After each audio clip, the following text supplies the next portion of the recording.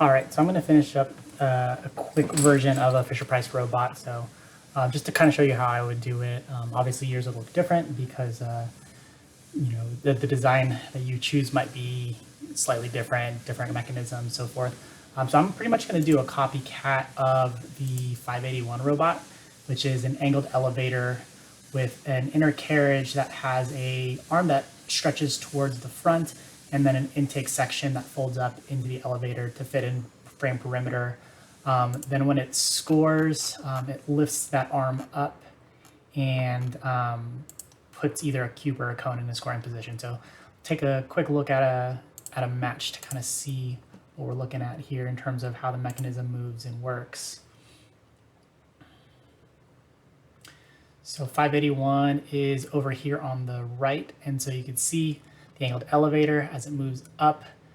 The wrist can point forward and go back in. That arm section stays horizontal to the ground pretty much the entire time, so that's the only really thing that moves. As it goes towards a game piece, the wrist moves forward, takes something in the intake, flips it back up so it could stay in the robot perimeter, and lifts it up on the angled elevator, and then extends it out with the wrist. So we're going to pretty much copy that configuration for this robot. So for this, I have my drivetrain, my bumpers. I'm actually going to make the bumpers invisible for now. And then I'm going to, let's see, this is the front. So this is going to be the side. I'm going to use this side as my sketching side. I'm going to take a line tool and I'm going to create a line that goes up like this. And then here, here, here. Cool. So I'm going to dimension this to be 2 inches because I know I'm going to be using a 2x1 for that. I'm going to make, I want the robot to be such that the elevator is pretty close to the front of the intake. So I'm actually going to, I'm going to give it a dimension instead of doing some sort of constraint, just because I want to give it some margin. I'm going to make it 1 inch in the frame perimeter, and then I'm going to dimension the height of this bar here, which I believe that some of the teams that I looked at, these angled elevators typically have like around like a 35 to maybe even a little bit higher main elevator bar. So I'm going to use, let's use 38 here because theirs are also kind of up above. Oh, that's 28. I want 38. Yeah.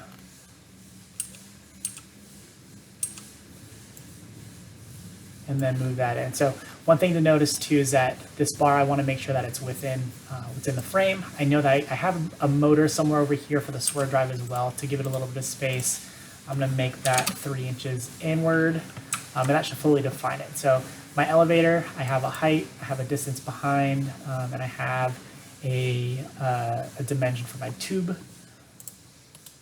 So I'm going to extrude that. It's going to be 1 inch, and it's actually going to go in to the robot frame. And we're going to do, I'm going to add. So it's actually going to be, or actually I'm going to do new because I want to do a pattern. So that part goes in. I'm going to, instead of doing the revolution, I'm going to do a pattern. Direction, I'm going to go, actually I'm going to do mirror. That's actually better. Mirror that part along which plane? I'm going to do the right plane. And that should get me a bar on the other side as well. So got 2 angled bars. And then I'm going to use this inner plane again to do another sketch. And then I'm going to do my sketch as the top position of the elevator. So I'm going to create bars that look like this. This is going to equal this bar, this tube is going to equal this because they're both 2 inch long on the long side of the tubes. Let's see what else is moving here. So that just extends out. I'm going to say that I want to design my intake or my elevator so that it travels approximately let's say 25 inches. And then this inner bar is going to be 35, just like that. And then again, I'm going to extrude. I'm going to create a new piece, mirror again, mirror, mirror, choose the right plane, and then I have my bar. So that's going to create my 2 elevator pieces. And then I'm going to create my carriage, which I'm just going to do a general shape. I'm not going to go too big into like why dimensions are the way they are, but I will do something of the order of something that looks like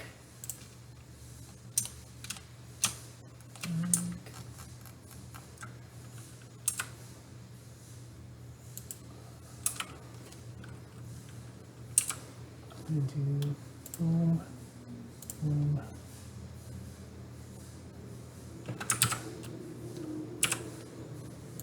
This goes all the way back and up top here. Okie dokie.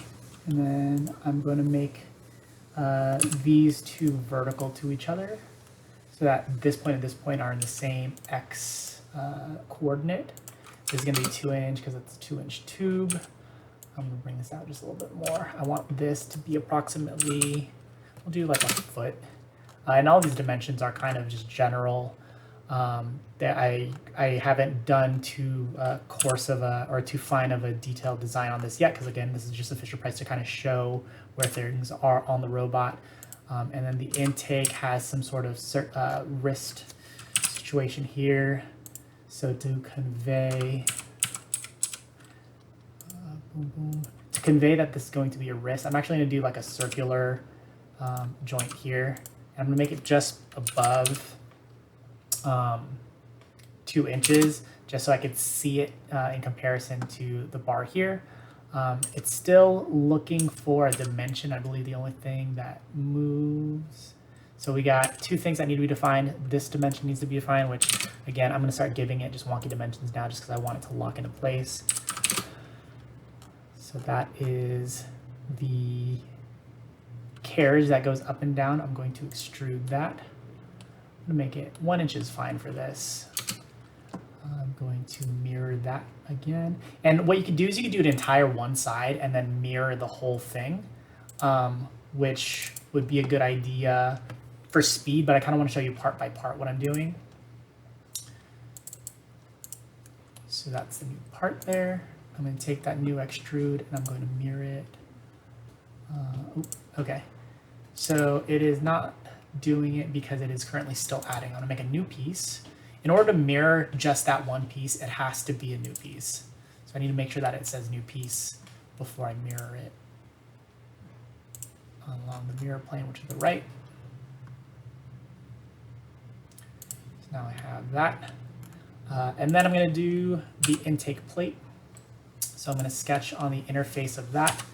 And so that intake plate is going to look something like this. If I look at the robot again, so when it goes down, this front wheel will be in the front. Then there's a bit of an angle to the second wheel, and then the cube intake kind of, it almost looks like a shark mouth. So I'm going to kind of just mimic that shape.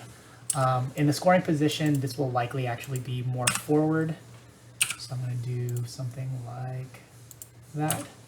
And then I'm going to create a circle and make it tangent to that.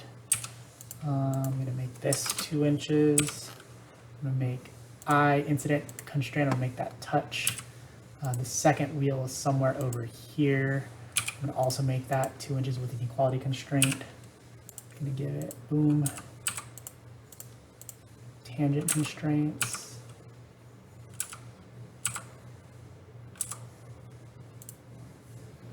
Tangent.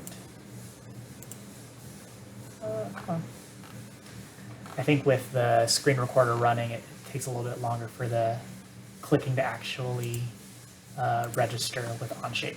So cool. So those two are dimension, and there's another bar about right here, which is where the cube intake kind of lives. So I'm gonna make that a 1/2" piece there. And then I'm gonna make an arc that goes like, let's do the line first from there. Want that to go straight out.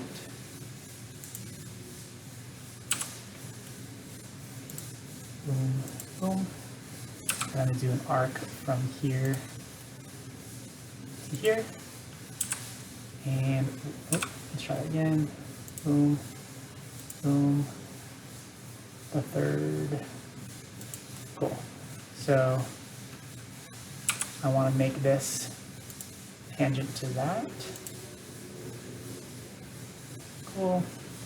It has some weird constraint on it right now. Let's see, what is it?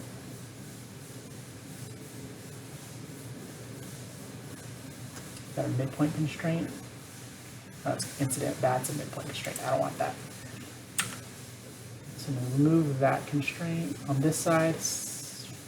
And then I'm going to make this tangent. Oh, so I see what it's doing. So it knows that this is kind of like the midline of the circle that I'm creating with my arc. So it's like making the 2 points of contact with this line and the circle at the midline, or like a diameter line for that circle. So I don't want that. That's the constraint I just moved. So that one I'm going to make tangent. That one I'm going to make tangent. And then I want to also connect this point to this connection point here. And I don't want to force that to actually be horizontal. So I'm going to click H for the horizontal constraint, and then I'm going to click the 2 ends of the line. And it should force that to then be horizontal. Good. And the last part of my intake, I'm going to do a line tool. Boom, boom.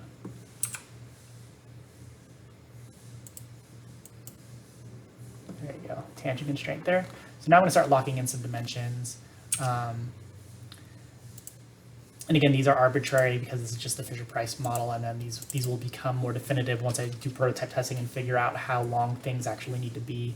But we'll make this 10 inches. We'll make this also 2 inches over here.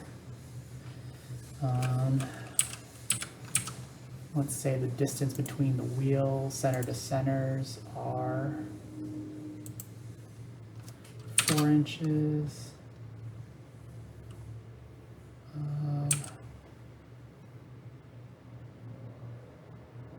Let's say the distance from here to here.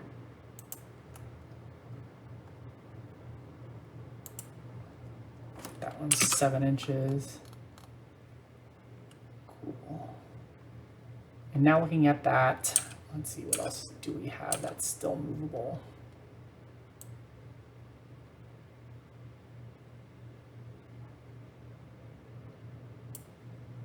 Okay, so I'm gonna lock this line to be horizontal, and that should start locking up the top part of my intake. Good. And then let's say I want this to have a horizontal distance of about 2 inches. Good. And then I want this to have a horizontal distance. And all of this is to really just lock in the dimensions. These numbers I'm kind of just guessing at for now, just because I haven't done detailed design on it yet. That is still blue because this is not fully tangent. So I'm going to make this tangent constraint. Cool. So now everything should be locked in. Cool. And then I'm going to extrude this. And again, I'm just going to make it 1 inch just to make my Fisher-Price model easy to see. All right, so just created the first intake plate. It defaulted as an add. I'm going to make it new again. And then I'm going to mirror it along the right. I'm actually going to make that new. Okay, so one thing that I was seeing is as I was doing the mirror, it is combining everything into one piece, which I am going to, and that linear pattern is red because I actually didn't use it. So if you start a tool and then exit out of the tool, sometimes it stays. So you might have to delete stuff. It doesn't delete anything in your parts as long as that tool is not really used. One thing that I realize is that whenever it mirrors, it's adding it to my original piece. So I'm going to use new for all of it. That way I could start naming pieces a little bit easier. And as I'm doing this, I'm confirming that nothing is turning red, so nothing is breaking. So as you see here, as I'm doing this, it's adding more and more parts here because these are becoming individual parts. And the reason why I'm doing this is because I want to name these parts. So as I go with my team to identify what these things are, I can give them concrete names. And the last part of my Fisher-Price robot, I'm going to do the rollers here. So I'm going to do roller 1. And then I'm going to put it randomly here and then randomly over here. So this one already snapped to be concentric because this radius is pretty large that it gave me a line to snap to here. This one was less likely or less easy to hit. So I'm going to do concentric mate here and here. And that should bring it to the center. And then concentric mate here and here. Cool. And then I'm going to make this a 2-inch diameter wheel. That's also 2-inch. And that is 0.5 inch. And from there, I'm going to extrude. I'm going to go up to face, and I'm going to U this face. Cool. And this one, I'm going to be okay with adding and merging these two pieces here. So the whole intake is just going to be one piece. And so I'm going to name this part 14, rename. This is intake to wrist. And then part 13 and 12, they're going to be right carriage and to wrist. This is going to be left carriage to wrist. And then 11 and 10 are right inner elevator.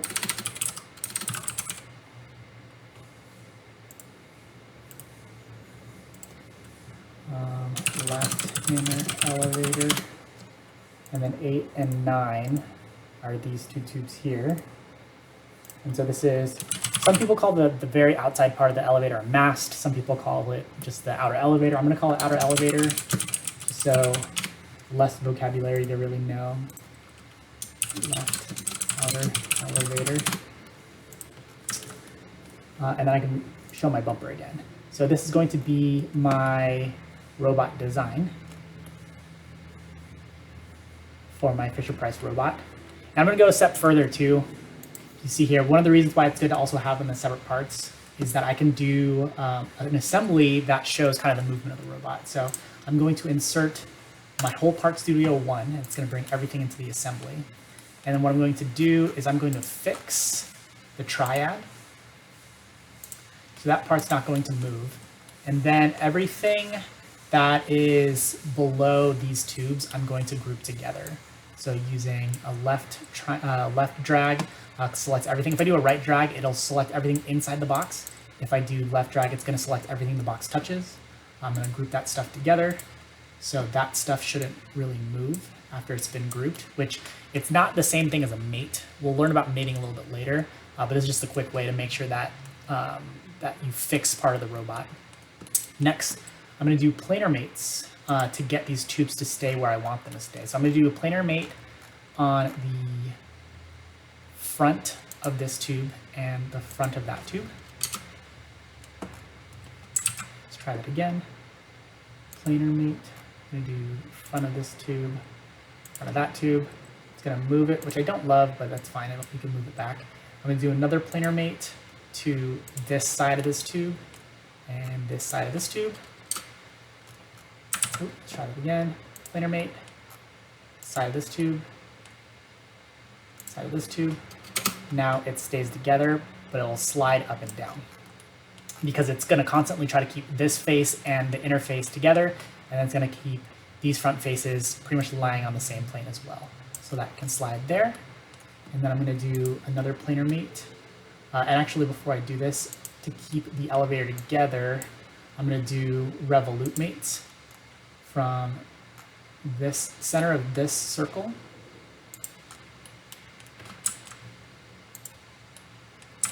to the center of this circle here. Okay, and I'm going to do another revolute mate to center of this circle and center of the circle. It might yell at me later that things are over constrained because the revolute mate does both. It makes sure that it stays put in terms of this face feature staying together, but it allows it to revolve. I might have to change it to a cylinder mate later if it becomes over constrained. But before we get there, we do a planar mate. This plane needs to stay in contact with this plane. So I'm going to force that. And then this back plane is going to be planar mate to this plane as well. Try it again. So it selected that one, but not this one. There we go. So now this whole side should kind of move like I want the elevator to move. Next, I need to mate this other side here. So I'm going to use the planar mate. I'm going to go, I want to make it go this interior face to this interior face here. I want those to stay together. If I use this check mark instead of this check mark, it'll keep the mate tab open, so I'm going to do that. So now I can do another planar mate right away without having to select the tool again. But I think we might be good. Oh, okay, so something I want to do is I want to actually keep this top face of the inner elevator tube to be the same as this top face of that elevator tube. So if I do that, these two will move together. Oh, and this one is also not fully constrained. So planar mate, front of this tube to front of this tube. And then now we should have it so that they slide together, and this all slides together, except for that one needs a planar mate right here, right there, and right there. So now tube goes up, carriage goes up, intake can pivot up and down, right? And if you want to get super fancy, you can actually add constraints so where this can never go past that bar, but we're going to hold off for that for now. But what I could do with this is I could show you that the top scoring position looks like this with the elevator up. I could also bring everything down just like this and fold the intake up and bring everything inside the robot. So that's how I imagine it should stay within frame parameter. And now looking at this, I could see that even when it's tucked all the way down, that my intake bar is way too far forward. So what I can do is go to my sketch here, look for my sketch here, and then I can make this guy much shorter. Let's go ahead and do it 5. Bring that in. And now with that modification, everything else is still constrained. And now look, I'm fitting within my frame parameter, good to go for competition. Cool. So that's how I build a Fisher-Price robot, advanced version, because all of the mating, you don't necessarily need to do that. But if you go through it, it'll be really good practice for you for when we go into more detailed design of your robot. Cool. Thanks.